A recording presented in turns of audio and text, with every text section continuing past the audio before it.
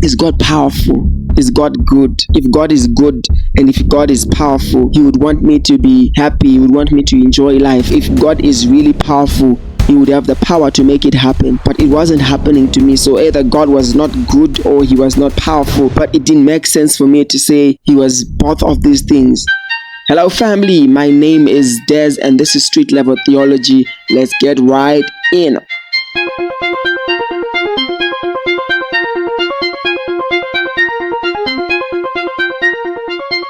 Okay guys, so like I promised you that the first episode of Street Level Theology, I'm going to be explaining to you why we are doing this, why we are pushing for sound biblical teaching, and why we are pushing for especially apologetics. So when you hear the word apologetics, it's easy to feel like, oh, we are apologizing for something. When we're talking about apologetics, we're talking about defending our position, defending our faith, So the Bible in the book of 1 Peter chapter number 3, verse number 15, it says, but sanctify God in your hearts and be ready always to give an answer. Some versions say to give a defense to every man that asks you a reason for the hope that is in you. Right? So we must be able to give an answer for the hope that we have, so that when people come through and ask us, why do you believe what you believe? We're not just sounding like fanatics or people who just believe something that is no evidence whatsoever, and we're just believing because we've been brainwashed. There's a lot of people who are talking about, oh, Christianity is a white man religion. We have been brainwashed into doing this and all of these things. So there's a lot of things going out there, and people are talking about the Bible is just copies of copies of copies of copies. A lot of things are lost in translation. Like there's a lot of things that people are talking about, but we must be able to give a defense why we believe what we believe. We must be able to give a defense for that. And I always say that it will help you, especially when you encounter situations like the ones that I'm going to be teaching or talking about in this video. Okay, so I'm going to tell you my story. And I'm going to start with a dream. So a couple of months ago, I had a dream. And in the dream, it was a terrible dream. And somebody was attacking me. I was being attacked and it was serious. And I remember waking up in the middle of the night. And usually for a Christian, the normal response is you wake up in the middle of the night. You've been having a bad dream. You've been attacked in a dream. And you pray. And I remember in that moment waking up and I was just like, no, I'm not going to pray. I've been praying for so many years up until this point, and I don't feel like anything has been changing. So I don't even think if I pray right now, whatever was happening to me spiritually or in the dream is going to change. I had just lost it. Now, this didn't just happen because I wanted it to happen. There had been a lot of things that have been happening prior to that. So the years leading up to this point, I had experienced massive setbacks, massive disappointments, massive heartaches. I felt like everything that could have gone wrong went wrong in the past couple of years. And so at this point, I was at a space where I was just like, God, I don't know if I still think my prayer will change anything. I don't know. I was not sure of anything anymore. I remember 2 years prior to that point, maybe 2.5 years prior to that, I had spent almost 2 years and the most money. This is me talking as an adult, right? The most money that I had in that 2-year gap was $35, except for one instance where I did my book launch and I had not a lot, but a number of sales for my books and I made a bit of some more money. But for almost 2 years, I did not have more than $35 at any given point. And I remember I was praying and I was fasting and I was looking for a job. I remember I would walk long distances, and I'm grateful because at that point this was happening to me in my own personal life, but I'm grateful for my family because I still had a roof over my head and food on my table. But as a person, as an adult who has goals and was trying to live this life, it was very terrible for me. And I remember I would walk to, because at the same time there were other things that had happened that made me feel like I can't go back and ask people for help, and it was such a terrible, terrible, terrible, terrible experience. And in that moment, I would be praying, I would be fasting, and I would be asking God, God, make a way. I would be quoting scriptures, I would be speaking like everything that we were being taught to do, and we had, I would listen to sermons, I would do all of these things. And I remember it was just setback upon setback upon setback. I remember after I'd done, I'm going to give you some of the examples of things I'm talking about. I remember after I had done my book launch and it seemed like things were finally working out for me, right? I remember at that point, I decided to do a book tour, and I was going to go around doing presentation on my books and doing all of those things. And I remember on my second trip, going around pitching my idea to different places that I wanted to go, I had an accident. And now all the money and all the energy that I had for the tour completely just vanished from there, because now I'm worried about fixing this car. The car is not mine. And a lot of other things are happening, and the whole thing just collapsed right there. In those couple of years leading up to this point, I had lost money, thousands of dollars trying to get a car, and my money ended up getting stolen. I remember there was actually particular one weekend where I on a Friday, I was in town, I was coming from work, my phone got stolen, and on Monday, as I got back to work, I get to work and I realized that my office has been broken into and my laptop got stolen, and it was just hectic. It was crazy. In the years leading up to this point, I remember watching my mom getting very sick, and I felt like I was trying everything that I could. And I remember I would go, and I remember that was the first time for me to know that prayer mountains are anything, there's any like special thing that I want from them. But I remember that was my first time to just decide, what, I'm going to go to Bindura and just pray, because I need my mom to get a breakthrough.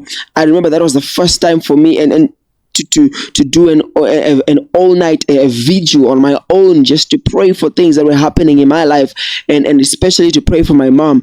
And I remember I was doing all of these things, and I remember one day we had taken her to the hospital, and I remember in that hospital, because she was in so much pain, she was just hallucinating, and I was like, God, what is going on? And she started to hallucinate, and I was looking at her. I almost cried whilst I was sitting on a bench in that hospital. I remember in those years leading up, those few years leading up to this point, my grandmom, who had a stroke, got another stroke, and my uncle got a stroke at the same time. I'm not talking about my grandmom and my uncle who were staying far away from me, and that had no direct influence or bearing on my life. No, I'm talking about my grandmom, the person who she was taking care of me, and my uncle who grew up. I grew up with him. He was always my uncle. He was, my whole life. These people were part of my life, and I would see them daily. And my grandmom ended up dying in June, and within a week, my uncle also dies. And that was like crazy. And I remember when my grandmom passed, and when I heard the news, I was in church praying for her. And my other grandmom, my mom, my dad's mom, within not more than 4 months from that point, she also died. And I remember I was like, this is people who are so close to me, right? She got sick, and now there was a period of her being sick, which is a very difficult period. And throughout all those periods, I'm praying, I'm asking God, and it feels like God is just quiet, and God is not doing anything about any of the things that I'm praying about. I remember I had started a church, And I really felt the leading of the Holy Spirit, that God was moving me to do that. And I started the church. It was Encounter City, and we started, and people were coming, and things were going on well. And we went on for like 1.5 years, and I was really pushing. I was giving it my all. Everything that I had, I was putting it into that, and I was doing my best so that everything works out. I would pray. I was diligent. My heart was in the right space and everything, but still things were extremely just difficult for me.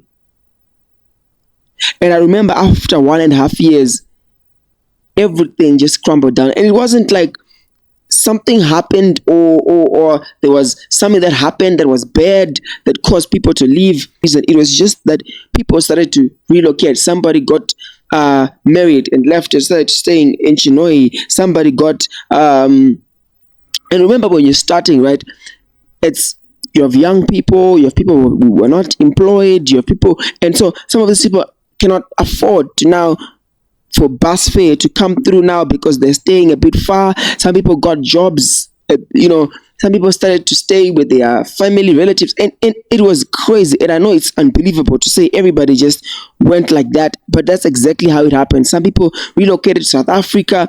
Things were just happening like that until it just became unreasonable to continue like that. And so we finally had to close the church. And all of these things are happening in a space where I'm praying, I'm believing God, I'm fasting, I'm doing everything, I'm being faithful. And I remember at that point telling my friend, I'm like, yo man, I feel like there is a curse that needs to be broken in my life. And he was like trying to convince me, yo man, you're not cursed. And I was like, I really don't know. I remember studying about the curse and all of these things, and I'm praying and I'm praying and I'm praying, and nothing seems to be working, and nothing seems to be changing, and it feels like there's a dark cloud over my life. Whatever I try to do, something just happens and it crumbles down and it falls. I can tell you of the many business ventures I started to do, and for one reason or the other, somebody would steal something would happen, and everything would crumble. And it was so bad. Towards the end, when my grandmoms, both of them, when they passed on, I had started a new business, and I'd invested everything, all the money that I had worked for, I had invested in that business, and that business miserably failed. And I got to a place where I felt like I lost everything. I was now in so much debt, and I didn't know what to do. Half the time I was depressed. And even half the time is actually an understatement. Most of the time, 99% of the time, I was just depressed and miserable, and I didn't know what to do. I was in so much debt. I didn't know I was going to pay the debt. And at the same time, I was praying to God, and I was believing God, and I was giving, and I was doing, all of these things. And I'm like, God, why? And now I'm in so much debt, and everybody's on my case. People want their monies, and it wasn't even like I was in a space where I was unfaithful with people's monies or anything. I was really trying, and I was trying to make sure everything is above board and everything, but things just started going south. I can tell you 100 other things that were happening. Things that were happening with my health. I was always sick. I was having headaches, my eyes, my back. Like every time it was one problem after the other. Just one problem after the other. And in that moment, I just felt like I got to a place where I was like, God, this is literally the prayer that I was making to God. At one point I was praying, and I was like, God, I'm not even asking you to do miracles for me. I'm not even asking you to bless me. I'm just praying that I just get what I deserve. If I work, God, I just need what I deserve. If I do a job, I just need to be paid. God, don't even try. I'm not even asking you to give me more than that. I'm not even asking for a miracle or a blessing. But still, it felt like God was not coming through. So I got to a place where I was like, you know what? I really don't know if this God thing is working for me. I really felt like I was on my own. I remember thinking about this, and I was like, you know what? I don't even think God is like helping me in any way. I feel like and I'm just doing things on my own. And that's when I started questioning everything that I believed. Now I'm questioning things that my pastors were teaching. I'm questioning things that I've been believing my whole life. I'm questioning things that I was even, to some degree, teaching that God is going to bless you and all of these things. I'm questioning all of these things, right? I'm questioning, is God powerful? Is God good? If God is good and if God is powerful, right? If God is really, really good, He would want me to be happy. He would want me to enjoy life. And if God is really powerful, He would have the power to make it happen. But it wasn't happening to me. So either God was not good or He was not powerful. But it didn't make sense for me to say He was both of these things. Either He was this malevolent, this God would just didn't care, this passive God, this indifferent God was indifferent to my suffering, was indifferent to my pain. Or He was this God who really empathized, who really cared, but didn't have the power. It just didn't make sense for Him to be both to me. I started questioning the promises of God, the things that are written in the Bible. Do they really work? Do they work sometimes? So are they maybe things? Can we really count on them if they happen sometimes and sometimes they don't happen? Can we really depend on them? I started questioning everything, and I would hear people say stuff like God is sovereign. And the more I heard things like God is sovereign, the more I began to ask, so if God is sovereign, if God is going to get in the end what He's always wanted in the beginning, so what is the point of even praying when God is going to get what He wanted to begin with? I started asking myself all of these questions over and over and over and over and over again. At this point, my faith was undergoing deconstruction. At this point, for a season, my faith almost completely deconstructed. I was challenging everything. I was questioning everything. I wasn't sure of anything. I remember I went for more than a month without praying, and if I did, it was nothing other than just like a very not so serious prayer that is just like I'm just doing it because for whatever weird reason I just have to pray. But I went for for more than a month without praying, without having any kind of prayer life. The most I would do was to occasionally, maybe if I could say half the time, just attend church. And I would usually go to church and immediately just leave and go home. I didn't even want to stay and talk to people or do anything. I was just completely devastated. And at that moment, I began to ask myself all of these questions, my faith completely deconstructing. I didn't know what to believe. And it was from this position that I believe God began to open my eyes and began to teach me a lot of things. And I began to study a lot of things. And I began to realize a lot of things about God. And this is why we are doing street level theology.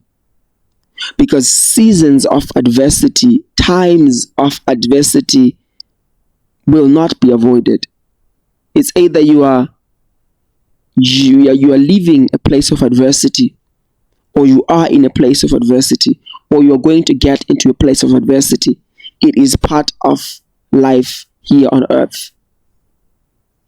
And so for most Christians, when they face these difficult times, when they go through these uncertain times, these times of pain and setbacks and suffering, their faith, like mine, completely disintegrates because they did not get the right sound biblical teaching. They got some sort of Bible teaching, but which did not prepare them for seasons of adversity.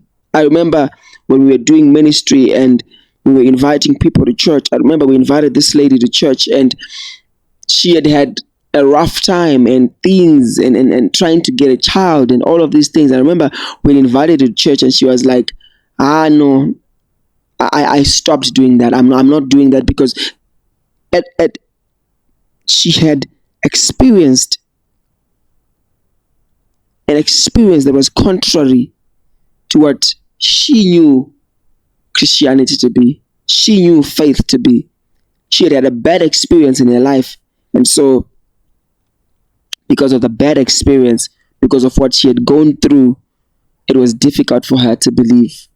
It was difficult for her to believe that truly, truly there is a God.